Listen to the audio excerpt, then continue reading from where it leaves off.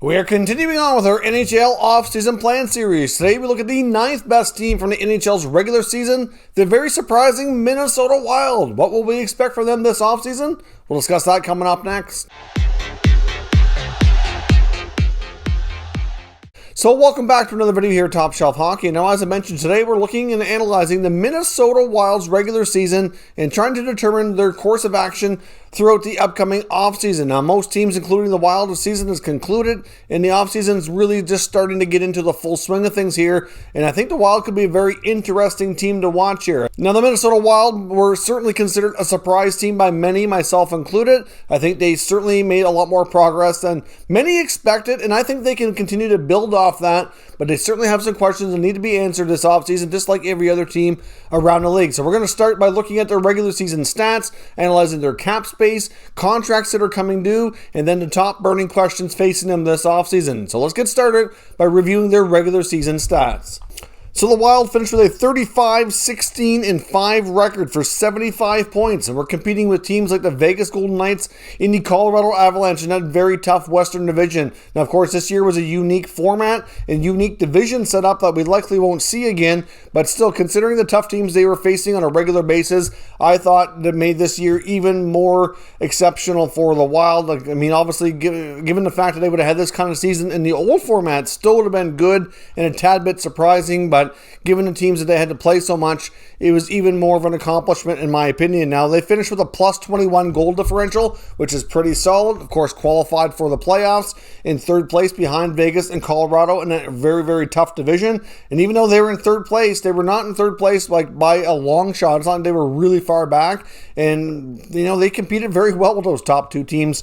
So they certainly should be very proud of their season. Now, their special teams this year, even with all that success, were nothing to be overly happy about, and there's certainly progress that needs to be made if they continue to improve and want to take next steps here. Their power play only had a 17.6% success rate for 24th best, so that needs work. And the PK was pretty decent, though, at 80.8% for 17th best. The PK is not too bad. I mean, that's slightly below average, but not by much. We're talking about like a very, very small fraction here. So like usually anything over 80 is pretty good, but that's not, you know, it's not as good if your power play is under 20, because ideally you want your two special teams to add up to 100% or better, showing that you're at least being, even if not more productive on the power play. But to have your power play that low, that's the main area here that needs improvement, or the PK could probably use a little bit of work, but nothing too drastic. And they also have $17.8 million of available cap space heading into this offseason, but of course that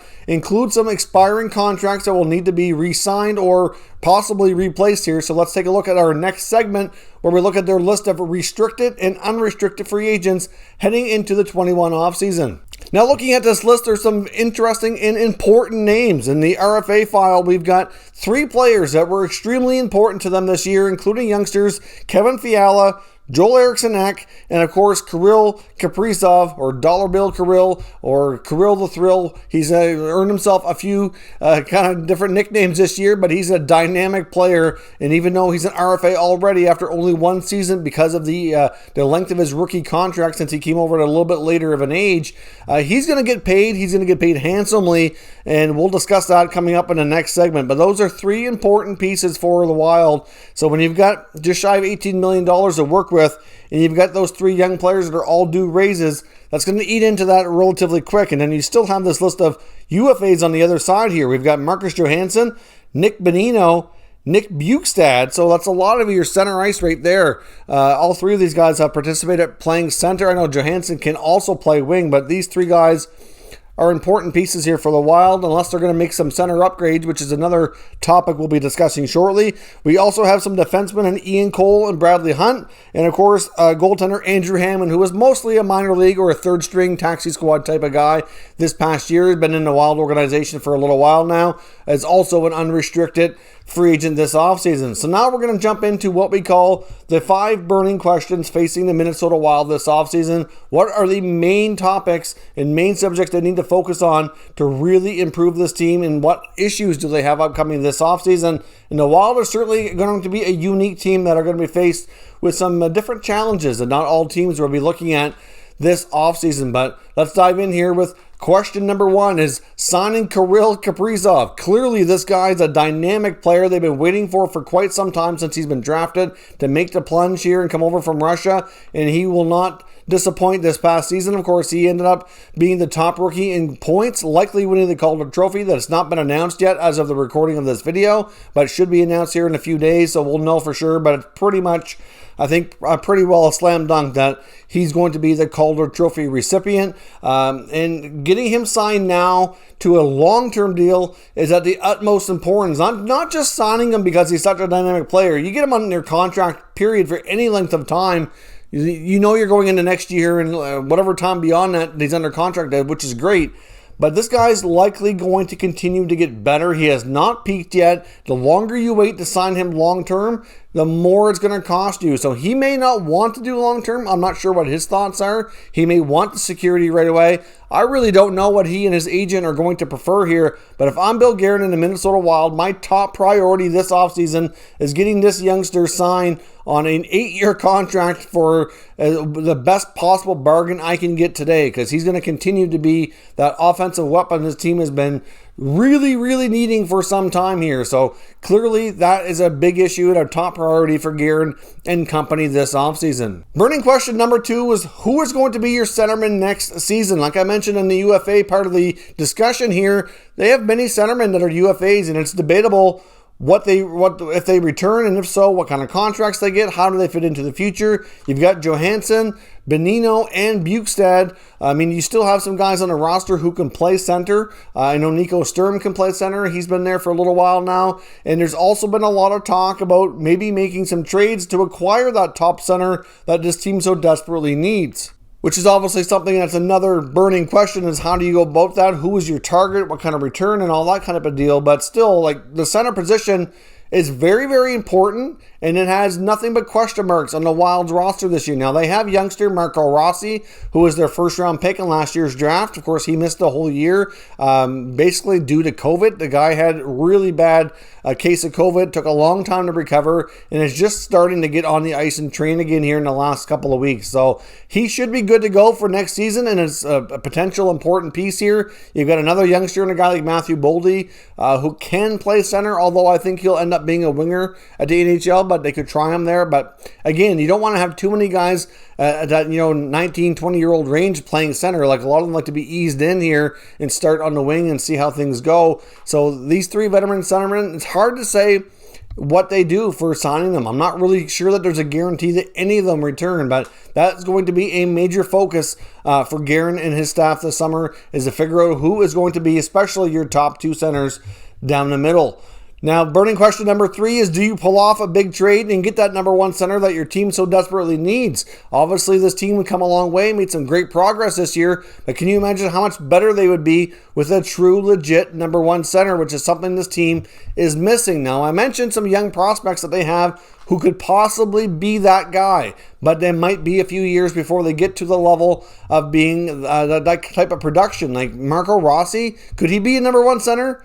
It's possible. Matthew Boldy, again, maybe it's possible, but we haven't seen enough of these guys at the NHL to really know. We're only going on what they've done in junior or in the college scene, and things look promising, sure, but until they get to the NHL, have a chance to adapt and start to see that those rewards, it's really difficult to say. They've been linked to Jack Eichel being one of the top teams that have a shot and most interest in acquiring the Buffalo Sabres captain, the former number 2 overall pick in the 2015 draft. He's likely getting moved somewhere here in the next probably 2, 3, 4 weeks.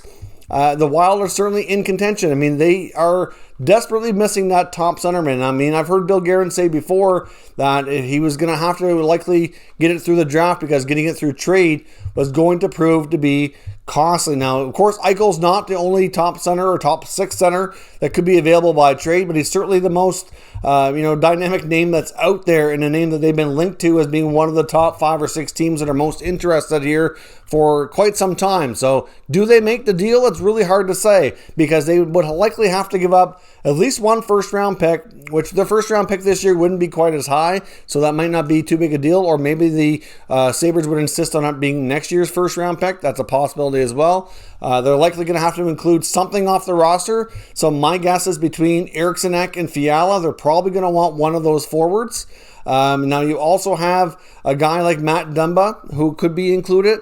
And then of course you have some younger pieces, like I mentioned with Rossi and Boldy and other draft picks that could be in there. Like you're going to end up giving up probably a good solid 4, maybe 5 pieces in total.